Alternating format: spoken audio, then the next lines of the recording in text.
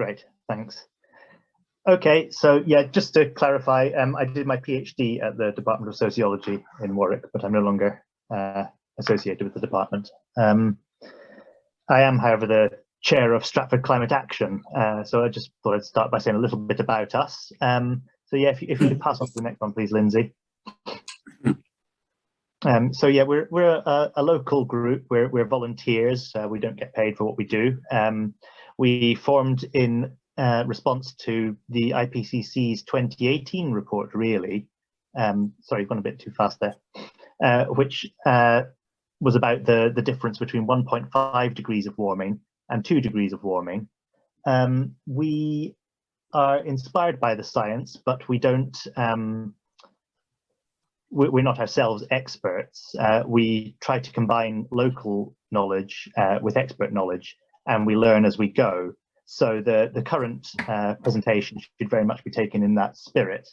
I'm not claiming to be the greatest expert on transport issues the world's ever seen. We're also, as Stratford Climate Action, a member of Warwickshire Climate Alliance, which is an umbrella group across the county. So just the climate emergency, just briefly, according to the IPCC, we need to reach net zero by 2050 in terms of our greenhouse gas emissions. But more than that, we need to realize half of those emissions by 2030. So that's now 8 years. You know, the last time I gave this presentation, it was 9 years. So time is ticking down quickly. This would give us a 50% chance of remaining within 1.5 degrees of warming by the end of century. Warming might continue after that, potentially. And this is very urgent because there are a lot of feedbacks that are speeding up the heating tendency, from the melting of the ice sheets that increases the albedo of the planet, sorry, decreases the albedo of the planet, the reflectivity of the planet, which reflects energy back into space, to methane release, to the tendency for forests to burn. We're seeing increasing wildfires year on year now, and the transformation of the Amazon to grassland, which, you know, all these processes will speed up the warming tendency. We've already had 1 degree of warming, and these kinds of feedbacks are already in evidence. And I just want to emphasize that 1.5 degrees, it's sometimes considered a kind of safe rail. It's not really, it's just the best we can hope for now. It's obviously safer than anything else that might come after. But yeah, we call it a climate emergency for a reason. I don't want to be too pessimistic, though. If we don't reach these targets within 8 years, then there's still everything to fight for. Can we pass on to the next slide, please? So locally, the local emissions within the district, transport is really the biggest source of emissions. 56% of the district's emissions in 2018, 47% within the county as a whole. And it's been increasing. The trend has been for it to increase. It did decrease a bit in 2018. I should say I'm using 2018 statistics because the pandemic has thrown a lot of this into a bit of confusion. We only really have 2019 statistics from the Department of Business, Energy and Industrial Strategy anyway. But I think 2018 statistics are probably more reliable. Anyway, of those transport emissions, 54% come from roads, 25% are from motorways, and 17% are from A roads, and 12% are from minor roads. The major arterial roads into Stratford, the Birmingham Road, the Evesham Road, and so on, are all A roads for reference. And diesel railways, by contrast, only contribute around 2% of the emissions. So maybe we can move on there.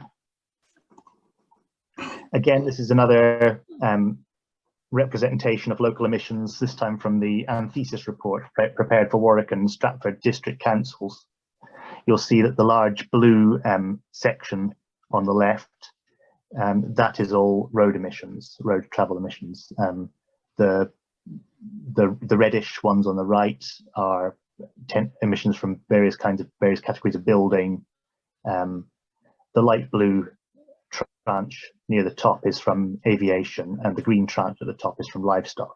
But you'll see that at 45.1%, on-road transport is the single biggest source of emissions within the district. Okay, can we pass on, please? It's also worth looking at why people drive. These statistics are from 2019. You'll see that the single biggest reason for driving, according to these statistics, is for leisure. Commuting is second, and then you go down. You've got shopping. I'm not, shopping can mean various things, I suppose. And education escort is a rather small source of the miles driven per person. So can we pass on? Now, a big part of reducing emissions from transport is the transition to electric vehicles. This is important and seems to be gathering steam. Electric vehicles have evolved now to to a degree that the range anxiety that people have had in the past is no longer quite so extreme. They can do well over 200 miles on a single charge, and the pricing of them is coming down as well. And the rate of uptake of electric vehicles is really beginning to shoot upwards, and it may well be that we're at the start of a kind of exponential period of growth. So there's definitely positives about the transition to electric vehicles, but electric vehicles can't be the whole of the solution when it comes to reducing emissions from transport. So one of the articles I read about this is this article by James Morgan, Electric Vehicles, the Future We Made and the Problem of Unmaking It. And he makes several points. The first is that until industry is decarbonized, construction of the vehicles is still carbon intensive. In fact, it's more intensive to build an electric vehicle than it is to build a normal road vehicle. Until renewable electricity capacity is great enough, they still burn CO2 when driving. What's wrong? No, that's right.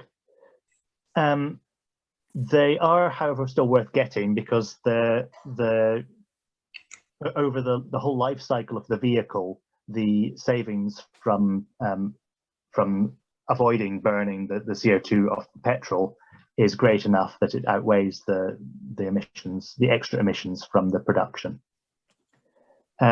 There's also problems with the resources used to make batteries. There are likely shortages and bottlenecks in the availability of those resources, and they're also highly destructive ecologically. Okay, can we pass on, please?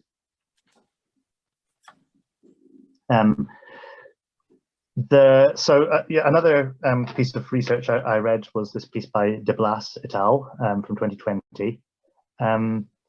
And I mean, this is just one piece of research. I'm sure there are others, but what they said was that on current EV trends, transport emissions would grow by 20% by 2050.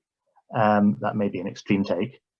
And for net zero globally, we'd need a 60% reduction in inland and water transport and an 85% reduction in air transport. So basically, the message is that in addition to transitioning to electric vehicles, we need to reduce the number of cars on the road. So if we can pass on. So just to cover the government's decarbonising transport plan a bit, they're certainly planning to do a lot of good things. These are some quotes from their report, their decarbonising transport plan. So they're planning that public transport and active travel will be the natural first choice for our daily activities. So they're clearly realising that we need to get cars off the road, as well, that electrification is not the be-all and end-all of a decarbonisation strategy for transport. They're planning that we will have a cohesive, widely available net zero public transport network designed for the passenger. They're planning that we'll use our cars differently and less often, with new technology helping reduce our carbon footprint. They're planning that half of all journeys in towns and cities will be cycled or walked by 2030.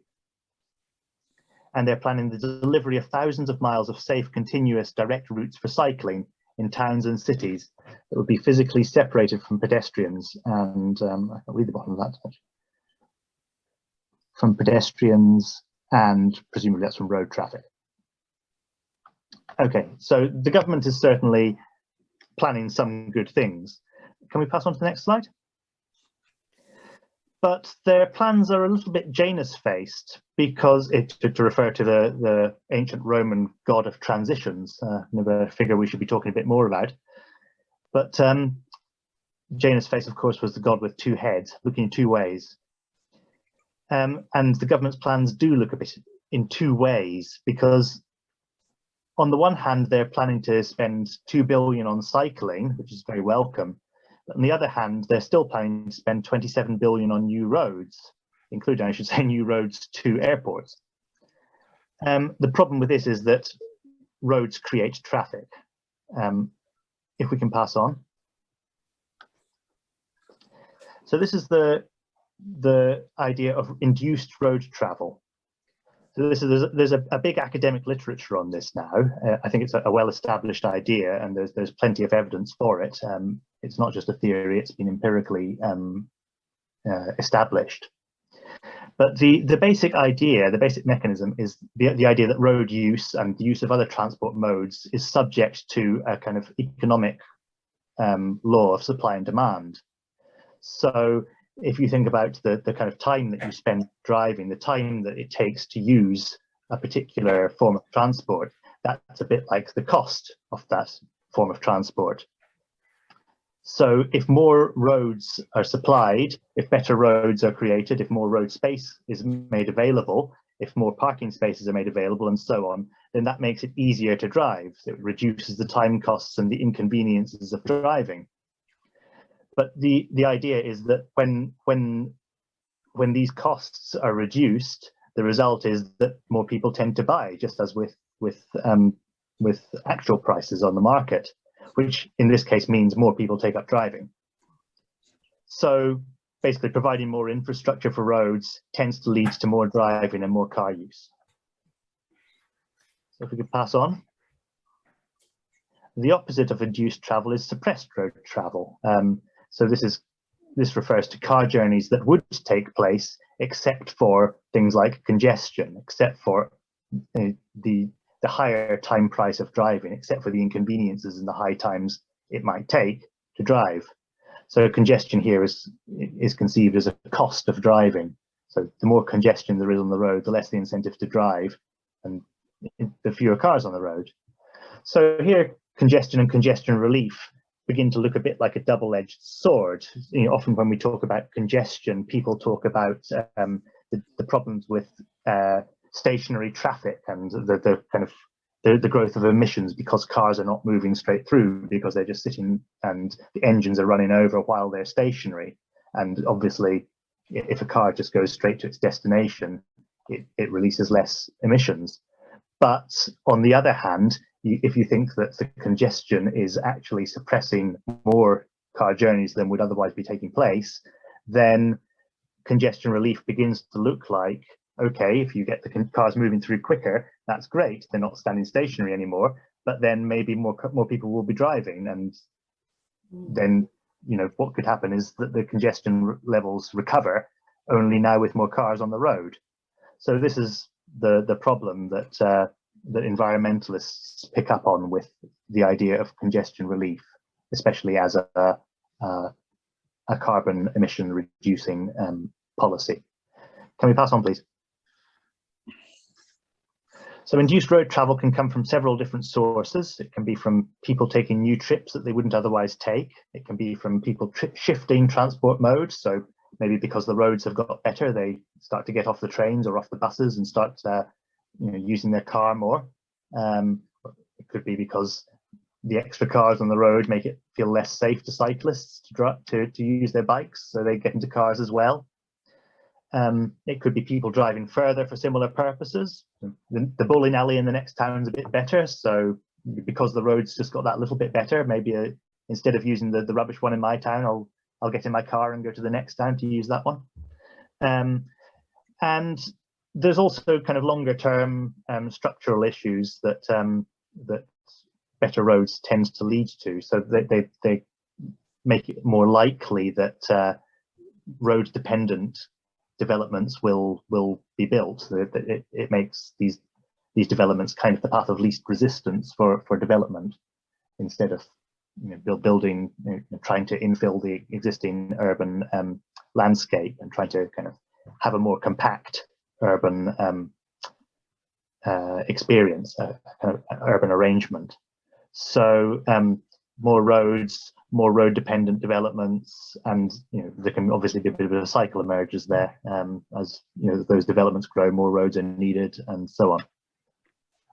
So one of the recent studies that observed this for England, there's been a lot of studies worldwide showing this relationship between building roads and traffic increases, was done for the CPRE, the Campaign for the Protection of Rural England, the impact of road projects in England. And what it found is that over the short run of 3 to 7 years, new roads saw a 7% increase in traffic, and over the long run, they saw, which is 8 to 20 years in their definitions, they saw a 47% increase in traffic. Now, I should say that they did have measures to separate this effect out from kind of background population growth. So that's largely from comparing to similar roads, and other studies have done this as well. So we're talking about additional increase over and above what we'd expect just from population growth here, or from general economic growth. So as I said, road building tends to generate sprawling car-dependent patterns of development. That was another key finding of the study. And they also found out, they also argued that the economic benefits of road building are exaggerated or unevidenced. Sorry, I think I neglected to say to move on the next slide there. So yes, sorry, that's the slide I've just been talking about there. Give you a moment to look at that. Okay, if we can move on then. So yeah, just a couple of quotes, famous quotes really. Adding highway lanes to deal with traffic is like loosening your belt to cure obesity. This is a line that gets recycled in the literature a bit. And if you provide parking spaces, you will have cars. These quotes, I found both of them actually in this book, but I just wanted to cite that just to show that within the urban regeneration community, this is kind of a common sense. This is kind of a common view now. Okay, can we move on? So vehicles and traffic are increasing currently, as you would expect on this set of assumptions. So reductions in emissions due to electric vehicles and increased vehicle efficiency are actually being cancelled out by increased numbers of cars on the road, and by the trend for people to switch to driving SUVs, which use a lot of energy to drive. So in 2019, the total licensed vehicles in the UK increased by 1.3%. There was a slight decline in 2020, but it seems to be increasing again, increased by 1% between September 2020 and September 2021. This is actually historically slow by the standards of the car industry, but it's still an increase where we want to be seeing a decrease, so not good. And overall road traffic increased by 29% from 1990 to 2018. And it's unclear what's happening since with the pandemic, but I don't think we're seeing any fundamental turnaround in that yet. Can we move on to the next slide? So it seems we're caught in a bit of a vicious cycle, really. If congestion is a cost of driving and a sign of suppressed traffic, then standard congestion reduction measures, building to resolve congestion issues, is kind of a trap. Any benefit is likely to be temporary, and in the long run, congestion levels are likely to get back to the level they were at. Road building, in this view, isn't just a neutral effect of a growing population and economy. It itself produces the problem that it claims to resolve. So maybe if we move on, let's just see. So why is this not being picked up? Why are we still doing this? Well, one reason may be that the standard planning tools don't adequately account for induced traffic. Some of the academic literature, including this piece that I cite here, picks up on a tendency of these planning tools to underestimate induced traffic, and therefore to overestimate the benefit of new road building projects in terms of congestion relief and economically and so on. As well as to underestimate the emissions costs of these projects. And this article was referring to US type, the tools that are used in the US, but I think it also applies to, it's also likely to apply to those used in the UK.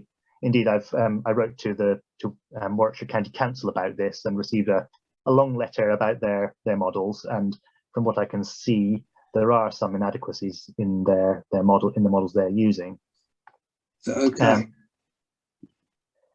And the Department of Transport view.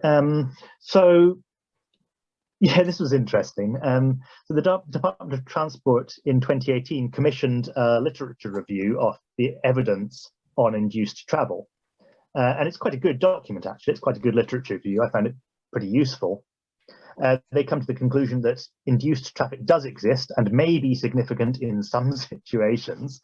They certainly show, the evidence they cite certainly shows that it does exist. The various articles that they cite provide different estimates for the degree to which induced traffic is effective, and obviously it differs by country, by place, and so on as well. They come to the conclusion that induced demand is likely to be higher for capacity improvements in urban areas or on highly congested routes, basically where there's a lot of congestion and you build new roads. There's likely to be more people taking up more new drivers taking to the road than in a road with a road that's not very well used. That's pretty obvious, really. They say, however, there is little evidence that extreme levels of induced demand would therefore occur on the strategic road network. I find this a really weird conclusion to draw, because they've just gone through all the evidence and shown that induced traffic does exist and can reach very high levels in areas which are highly congested. The strategic road network, which they're expanding, the RS2 program they have, the program of £27 billion worth of road building, is largely targeted to improving routes that are subject to congestion. I mean, if you go and look at it and you type in congestion, you find it's full of references to congestion. So how they get from the conclusion that summarizes the evidence to their conclusion that there's little evidence that this will have any impact, I really cannot see. But if you want to go and look at it, it's available online, and maybe you'll see something I haven't. Sorry, I've neglected to tell you to move on again, Lindsay. Yes, so that's the screen I've just been talking about. So if we just move on to the next one.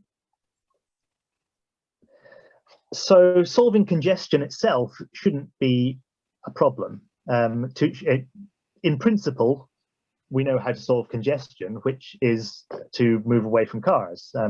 You may have seen these photos, this kind of photo before. This is the same number of people, I think it's about 70 people, in a bus, on bikes, and in cars, largely single occupancy cars. Not entirely, I think, about 60 cars, I think, and about 70 people. But you'll see that the same number of people on bikes or in a bus takes up far less road space than the same number of people in cars. So in principle, reducing emissions by shifting to these eco-friendlier modes and reducing congestion should be aligned. But the question is how to get there. Can we move on, please?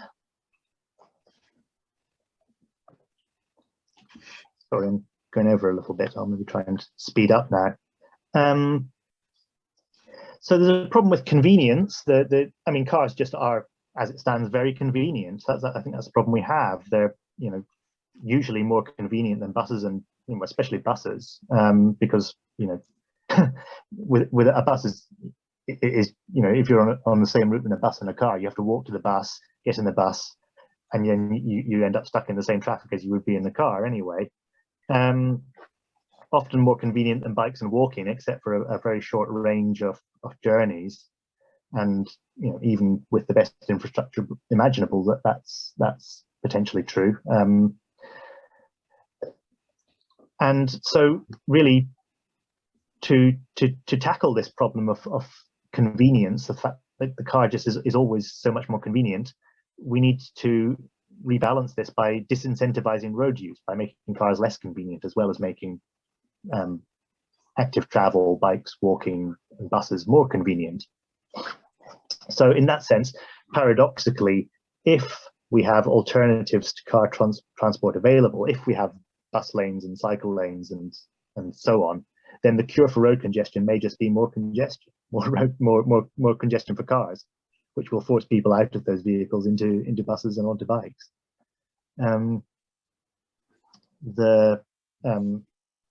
The writing's slipping off the screen a bit here, but it is possible to have a different system. The Dutch system is cycle-centric rather than car-centric, in the sense that a lot of the infrastructure is designed for cycles. A lot of the facilities, because people cycle so much, it's 27% of trips are by cycle compared to the UK's 2%. For that reason, facilities just have to be located within a cycle ride of housing. So because there are so many people cycling in the Netherlands, the planning system tends to adjust to that. Can we move on to the next screen then? So what is to be done? There's a number of solutions that not only provide alternatives, but also take road away from cars. So pedestrianisation, low traffic neighbourhoods, cycle lanes, obviously, bus lanes, better park and rides if you have bus lanes, but I mean, it's a good thing anyway. Providing an alternative to the motorway. Trains don't take space away from cars, but they're still obviously we need a much better train system than we have at the moment. Bus and e-bike lanes on motorways. I think that's something we need to be looking at. No one seems to be talking about that, but the thing is, motorways, you've got multiple lanes, so it's quite easy to take one of them away. It still leaves space for cars, but you also take some space away and give some space to alternatives. Where you have single carriage roads, where you have narrow roads, it's often quite difficult to fit cycle lanes and bus lanes in.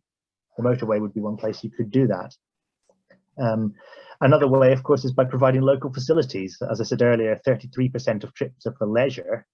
If you have good leisure facilities near where people live, then people have less incentive to get in their cars. So if we could move on to the next slide.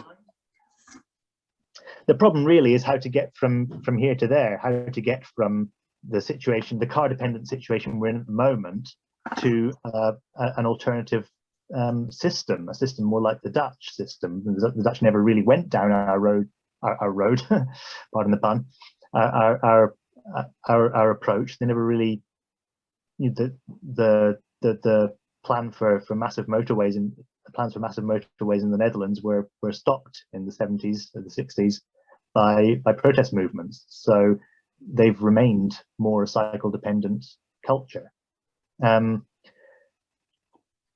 So, I mean, there's a problem with piecemeal solutions. Just putting a bit of cycle track here, cycle track there doesn't help if the cycle track doesn't connect to other cycle tracks, doesn't connect to other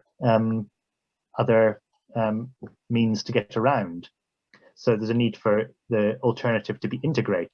So we can move on to the next slide. This is something we tried to tackle in a plan we developed last year. We got together a bunch of local transport experts from various backgrounds, people interested in buses, people interested in rail, people interested in cycling, and so on. And we stuck our heads together to try and see if we could agree on a basic plan for how Stratford could have an integrated transport system. I was going to show it tonight, but it's going to be a bit difficult as I had problems with my tech.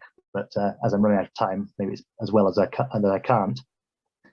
The key point, the key feature of the plan was the idea of transport hubs, where people would be able to come into Stratford by coach or by rail and then transition to bikes or e-bikes to get around the town itself. And we had several hubs like that in several parts of around the outskirts of the town.